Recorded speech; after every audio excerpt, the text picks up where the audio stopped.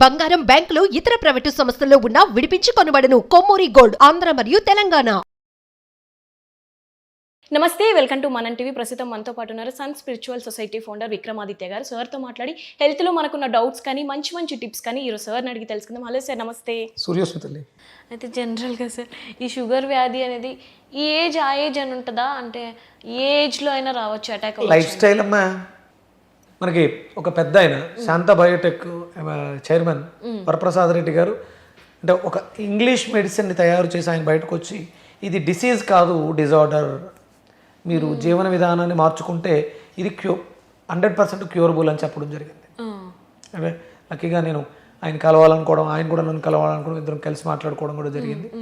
అయితే అంత ఓపెన్గా ఎవరు చెప్పరు. అప్పటి వరకు అసలు షుగర్కి క్యూర్ అనేది లేదు అని అనేవారు అప్పట్లో. ఇక ఒకసారి వస్తే జీవితాంతం మందులు వేసుకోవడం తప్ప వేరే దారి లేదు. నేను కూడా అనుకున్నాను ఈ బీరకాయ వైద్యం నేర్చుకున్న తర్వాత బీరకాయ చెక్ పెట్టేస్తుంది షుగర్కి పూర్తిగా పర్మనెంట్గా అనుకున్నాను. 3 నెలలు 6 నెలలు వాడిన తర్వాత కూడా మళ్ళీ వస్తుందంటే వాళ్ళు లైఫ్ స్టైల్ మార్చుకుంటే మాత్రమే రాకుండా ఉంటుంది. అంటే డయాబెటీస్ వచ్చింది, మందులు వాడుతుంటే సైడ్ ఎఫెక్ట్లు వస్తాయి, కానీ బీరకాయను వాడడం వల్ల ఎలాంటి సైడ్ ఎఫెక్ట్లు ఉండవు. వెజిటేబుల్ థెరపీలో ఎలాంటివి ఉన్నాయంటారు సార్? ఏం తీసుకో? అదే మీకు చాలా చెప్పేస్తాను నేను. బీరకాయ, బూడిద గుమ్మడికాయ ఒక రకమైనటువంటి గ్యాస్ట్రిక్తో కూడినటువంటి డయాబెటీస్ అయితే, యూరినేటరీ అంటే ఫ్రీక్వెంట్గా యూరిన్కి ఎక్కువ వెళ్లాల్సి వస్తుంది అనే డయాబెటిక్ అనుకుంటే బీరకాయ, వంకాయ. డయాబెటిక్ పేషెంట్ షివరింగ్ ఎక్కువ ఉంటుంది, షుగర్ ఎక్కువ ఉంటుంది, షివరింగ్ ఎక్కువ ఉంటుంది, నరాలు బలహీనంగా ఉన్నాయంటే గోరుచిక్కుళ్ళు, బీరకాయ. స్టమక్ బ్లోటింగ్గా ఉంటుంది, ఏం తిన్నా ఉబ్బరంగా ఉంటుంది, నిద్ర సరిగ్గా పట్టట్లేదు అంటే బీరకాయ, పొట్లకాయ. మజిల్ వీక్ అయిపోతుంది, సన్నగా అయిపోతున్నాం షుగర్ వల్ల అన్నప్పుడు బీరకాయ, మంచి గుమ్మడికాయ. మాకు ఆహారం హితం ఇవ్వట్లేదు, తినలేకపోతున్నాం, తింటే వాంతులు అవుతున్నాయి, డైజెషన్ అవ్వట్లేదు అంటే బీరకాయ, దొండకాయ. డయాబెటీస్లో ఉన్నాం, బ్రీతింగ్ సరిగ్గా తీసుకోలేకపోతున్నాం, కొంచెం దూరం నడిస్తే నీరసం వస్తుంది, ఆయాసం వస్తుంది, బీరకాయ, మునక్కాడ. మాకు ఎముకలు డెలికేట్ అయిపోయినాయి, ఎముకలలో అసలు శక్తి లేదు, బీరకాయ, కొబ్బరికాయ. మాకు హార్మోనల్ ఇంబ్యాలెన్స్ వచ్చి బాడీ స్వెల్లింగ్ వస్తుంది, శరీరం అంతా కూడా బరువుగా మారిపోతుంది, బీరకాయ, నిమ్మకాయ. మాకు తిన్నది వంట పట్టట్లేదు, తిన్నది రుచించట్లేదు, ఆ పదార్థానికి ఉన్న రుచిని చూడలేకపోతున్నాం, మోకాళ్ళలో గుజ్జు జరిగిపోతుంది, జాయింట్స్ అన్నీ కూడా పెయిన్ వస్తున్నాయి, బీరకాయ, బెండకాయ. ఈ హార్ట్ సరిగా పంపింగ్ లేదు, పల్పిటేషన్ ఎక్కువ ఉంది, షివరింగ్ వస్తుంది, టెన్షన్స్ వచ్చేస్తున్నాయి, బీరకాయ, అరటికాయ. అంటే ఈ బీరకాయని దేంతో కాంబినేషన్ అనేది మీకు వచ్చే సిమ్టమ్స్ని బట్టి చూసుకుంటూ వాడుకోవాలి. ఎలా చేసుకోవాలి సార్ ప్రాసెస్ అదంతా? ఒక 200 గ్రామ్స్ బీరకాయ, 200 గ్రామ్స్ బుడిద గుమ్మడికాయ, 200 గ్రామ్స్ బీరకాయ, 200 గ్రామ్స్ వంకాయ, 200 గ్రామ్స్ బీరకాయ, 20 గోరుచిక్కులు, క్లస్టర్ బీన్స్. క్లస్టర్ బీన్స్ వాడినప్పుడు కంపల్సరీ, క్లస్టర్ బీన్స్ ఒక్కదానికే ఈ కంపల్సరీ ఉంది.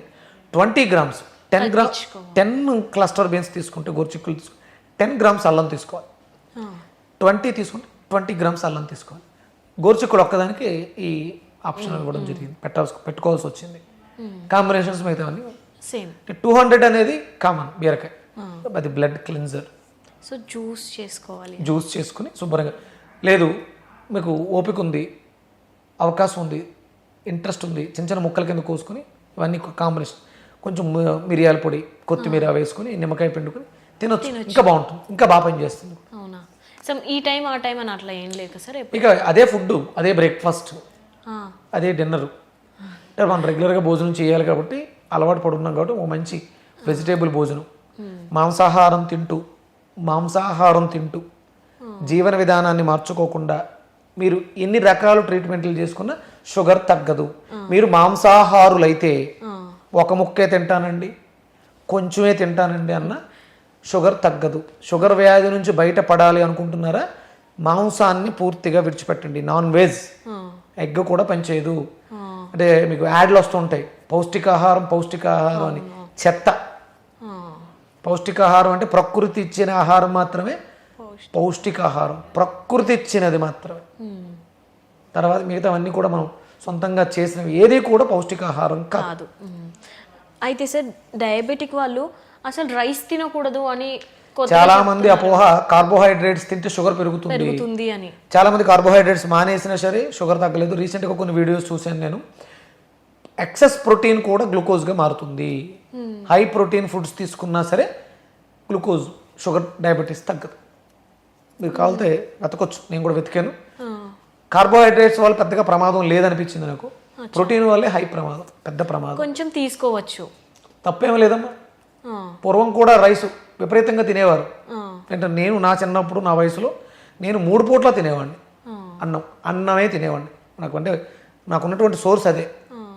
పొద్దుట అన్నం, మధ్యాహ్నం అన్నం, సాయంత్రం అన్నం. ఇన్ జనరల్గా కూడా డాక్టర్స్ కానీ అసలు రైస్ చాలా తగ్గించేయండి అంటే ముందు ఏ ప్రాబ్లం రాకుండా కూడా అసలు కార్బోహైడ్రేట్స్ టచ్ అంటే చాలా మట్టికి తగ్గించండి అంటారు కదా, అంటున్నారు. అంటే అప్పట్లో మీరు చెప్పినట్టు చూస్తే రైసే తినేవాళ్ళు. ఇప్పటికి కూడా మన సౌత్ వాళ్ళకి రైస్ అంటేనే ఇష్టం. కార్బోహైడ్రేట్స్ అనుకుంటే నేను ఏమనుకుంటానంటే, నాకు ఈ మెడికల్ టర్మినాలజీ పెద్దగా తెలియదమ్మా. కార్బోహైడ్రేట్స్ అంటే క్యాలరీస్, దాంట్లో శక్తి ఎక్కువ ఉంది. అది నేను అన్నం తినేసి దొన్నపోతలో కూర్చుని ఉంటే అవి ఎక్కడ బర్న్ అవుతాయి? కరెక్టే. అందుకని నువ్వు అన్నం తినకు కాదు, నువ్వు అన్నం తిన్న తర్వాత శ్రమించు. నీకు శ్రమ లేదా, అన్నం తగ్గించు అని చెప్పాలి. అన్నం మానేయని చెప్పడం ఎంతవరకు కరెక్ట్? మనకు అంటే భారతదేశంలో ఆంధ్రప్రదేశ్లో ప్రధానమైనటువంటి రైసు. రైస్ తింటేనే హ్యాపీ. అంటే ఇప్పుడు మనం చిరుధాన్యాలు, ఇవి అరికెలు, రాగులు, సామెలు చూస్తున్నాం. అలాగే ఇప్పుడు నార్త్ ఇండియా అంతా కూడా విపరీతంగా గోధుమల పంట ఉంటుంది. గోధుమలు తింటే, చపాతీలు తింటే షుగర్ తగ్గిపోతుంది. నార్త్ ఇండియా అసలు షుగర్ ఉండకూడదుగా. అవును, అలా అయితే మనం చేసే పనిని బట్టి. ఇప్పుడు మీరు ఏసీ రూమ్లో కూర్చుంటారు, యాంకరింగ్ చేస్తూ ఉంటారు, కూర్చునే ఉంటారు. మీరు అరికెలు, సామెలు తింటే మీకు అరగవు. దానివల్ల అంటే డయాబెటీస్ తగ్గొచ్చేమో, కానీ వేరే కాంప్లికేషన్స్ వస్తాయి. శ్రమ చేసేవాడికి స్ట్రాంగ్ ఫుడ్ ఉండాలి, డెన్సిటీ స్ట్రాంగ్గా ఉండాలి.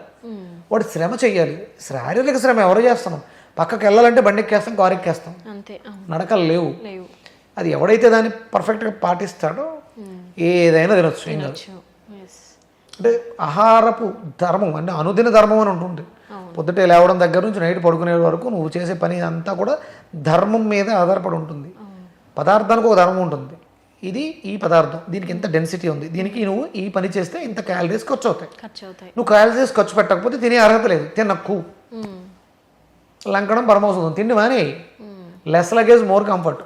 నేను దున్నపోతులా తింటానంటే దున్నపోతు అక్కడే ఉంటుంది, జీవితంలో ఎదగదు. నువ్వు ఎదగవు, ఆర్థికంగానూ ఎదగవు, ఆరోగ్యపరంగానూ ఎదగవు.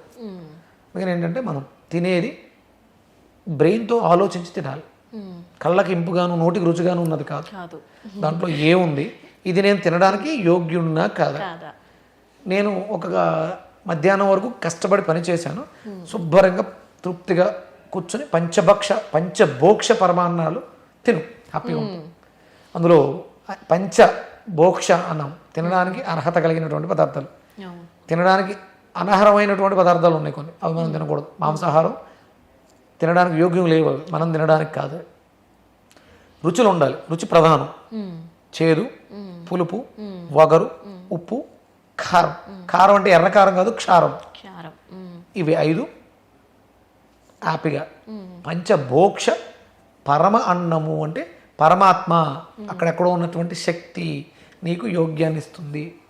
తృప్తిగా హ్యాపీగా తిను, శుభ్రంగా ఎడమ చేయి మడిచి హాయిగా పడుకో. తిన్న తర్వాత ఎవరు పడుకోవద్దు, మంచిది కాదు అంటారు. తిన్న తర్వాత కాసేపు ఒక 5-10 నిమిషాలు నడిచేసి హ్యాపీగా వచ్చి చెయ్యిని ఇలా మడత పెట్టి ఎడమ వైపుకి ఇలా పడుకోవాలి. 45 నిమిషాలు మంచిది ఆరోగ్యానికి. బాడీ ఎనర్జైజ్ అవుతుంది. అప్పుడు ఈ షుగర్లు ఇలాంటివి మనల్ని ఇబ్బంది పెట్టకుండా ఉంటాయి. అలాగే సార్, డయాబెటిక్ వాళ్ళు ఈ ఫ్రూట్స్ తినాలి, ఈ ఫ్రూట్స్ తినకూడదు, ఈ పళ్ళే తినాలి అని అంటారు కదా, అందులో బనానాస్ ఎలా అవాయిడ్ చేయాలి అంటారు. ఫ్రూట్స్ గురించి ఒకసారి తెలుసుకుందాం సార్. ఫ్రూట్స్ అన్నీ కూడా అంటే అందులో గ్లూకోజ్ లేదు, అందులో కార్బోహైడ్రేట్స్, ఎనర్జీస్ ఉంటాయి. గ్లూకోజ్ అయితే లేదు. షుగర్కి సంబంధించిన షుగర్ అయితే లేదు అందులో, పంచదార లేదుగా, లేదు. కాబట్టి తినొచ్చుగా. అంటే నేను ఒక వీడియో చూశాను, డాక్టర్ హెగ్డే గారు ఇంకో ఆయన 1 కేజీ మామిడి పళ్ళు తిన్న తర్వాత షుగర్ తగ్గింది. కేజీ అరటిపళ్ళు తిన్నారు, ఏమీ ప్రమాదం కాదు. ప్రాసెస్డ్ ఫుడ్ తింటే ఇబ్బంది తప్ప ప్రకృతి సహజంగా ఏది కూడా పాడు చేయదు. ప్రకృతి పరంగా ఏది తీసుకున్నా ఇబ్బంది కాదు. పళ్ళు తింటూ షుగర్ని తగ్గించుకోవచ్చు పళ్ళు తింటూ, సాత్విక ఆహారం. పళ్ళలో సింథటిక్స్ ఉండవు. పళ్ళలో మనం వేసుకున్నటువంటి ఎసిడిక్ నేచర్ అనేటువంటి పంచదార ఉండదు. మనకున్న ఇబ్బంది షుగర్ వల్ల, అంటే ఈ ప్రాసెస్డ్ వాటి వల్ల తప్ప, ఫ్రూట్స్ వల్ల న్యాచురల్ అంటే మనము తీపి పదార్థం అది రుచి తప్ప గ్లూకోజు ఇవి కాదు, షుగర్స్ కాదు అవి. సో తినొచ్చు, ఏ పండు హ్యాపీగా సీజనల్గా ఏ పళ్ళు తినొచ్చు. కాకపోతే ఇక్కడ భావం ప్రధానం. మామిడి పళ్ళు తింటూ, అంటే మామిడి పళ్ళు ఎలా తింటారంటే మధ్యగండంలో తింటారు. అన్నానికి ఉన్నటువంటి డెన్సిటీ వేరు, పండుకున్నటువంటి డెన్సిటీ వేరు. ఇవి రెండు మిక్స్ అయ్యి వెళ్ళటం వల్ల, అంటే ఇది 4 hours పడుతుంది అన్నం అరగడానికి, మామిడి పండు గంటలో అరుగుతుంది, గంటలో అరిగిపోతుంది. కానీ దీంట్లో కలిసి ఉండడం వల్ల దీని ఒక్కరిదాన్ని పచనం చేయలేదుగా, దీంతో కలిపి అది జరగాలి. ఆ ప్రాసెస్లో ఇంకొక 3 hours వెయిట్ చేస్తుంది. దీంట్లో విటమిన్ సి అధికంగా ఉంటుంది ఫ్రూట్లో. తీపి ఉంటుంది రుచి. ఈ విటమిన్ సి ఎక్కువసేపు నిల్వ ఉండడం వల్ల గ్యాస్ట్రిక్గా మారుతుంది. దానివల్ల షుగర్లు పెరిగే అవకాశం ఉండొచ్చు. మామిడి పళ్ళు తినాలి అనుకుంటే అన్నాన్ని తినడానికి ముందే మామిడి పళ్ళు తినేయండి. సో అన్నం 1 గంట గ్యాప్ ఇచ్చేస్తే ఇది జీర్ణం అయిపోతుంది. అంటే పళ్ళకి వండని పదార్థానికి వండిన పదార్థానికి మధ్యలో గ్యాప్ మినిమం 1 hour ఉండాలి. వండిన పదార్థానికి వండని పదార్థానికి మినిమం 4 hours ఉండాలి. వండని దానికి వండిన దానికి 1 hour, వండిన దానికి వండని దానికి 4 hours గ్యాప్ ఇవ్వగలిగితే మీకు ఎలాంటి అనారోగ్యం రాదు. నాలాంటి వాళ్ళ మీద ఆధారపడడం, ఫోన్లు చేసి అడగటం అవసరం లేదు. ప్రకృతి నాకెంత నేర్పిందో మీకు అంతే నేర్పింది. నేను కొంచెం శ్రద్ధ పెట్టాను, మీరు పెట్టలేదు. నేను చెప్తుంటే వినే స్థితిలో ఉన్నారు. మీరు కూడా చెప్పే స్థితికి రావాలని కోరుకుంటున్నాను. Right sir, thank you sir. Suryasmita.